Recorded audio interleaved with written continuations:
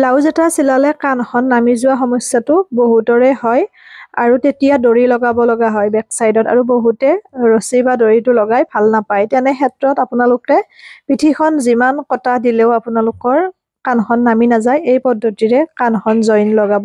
মই দেখুৱাই দিছো একেবাৰে সহজতে ওচৰৰ পৰা আগতে এনেকুৱা ভিডিও এটা দিছিলো তেতিয়াও বহুতে উপকৃত হৈছিল যেহেতুকে এতিয়া পুনৰ বহুতে জানিব বিচাৰি আছে যে কেনেকৈ কাণখন নামি নহাকৈ আমি চিলাব পাৰো এইখিনি এনেকৈ এডলিয়াকে আপোনালোকে আনিব মই দেখুৱাই দিছো এয়া সমানকে নহয় আপোনাৰ পাইপিং লগোৱাৰ ফালে এডলিয়াকে আনিব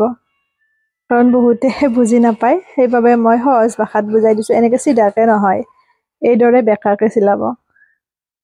তেতিয়া কোনো কাৰণত আপোনালোকৰ কাণখন নামি নাহে আসলতে যেতিয়া সাইডটো লুজ হয় তেতিয়াহে নামি আহে যদি হেতু বেকাকে চিলাও আমি তেতিয়া এইখিনি ফিটিং হৈ থাকে আৰু নামি অহাৰ প্ৰশ্নই নাহে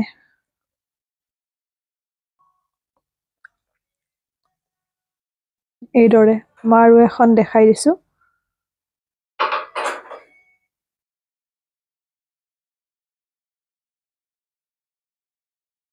এয়া সমান হৈ থাকিব লাগিব এনেকৈ এতিয়া আনটো সাইডত মই জইন লগাম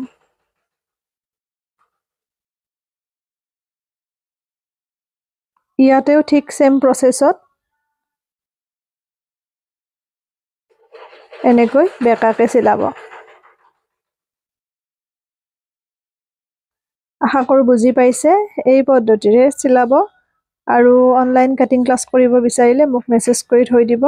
10 ডিসেম্বৰৰ পৰা নতুন বেটছ আকৌ আৰম্ভ হ'ব এনেকৈ বেকাকে চিলাব পুনৰ নতুন ভিডিওতে লগ পাম আৰু এনেকুৱা ধৰণৰ শৰ্ট টিপছ বুৰৰ কাৰণে আপোনালোকে মোৰ ইনষ্টাগ্ৰামটো ফলো কৰিব পাৰে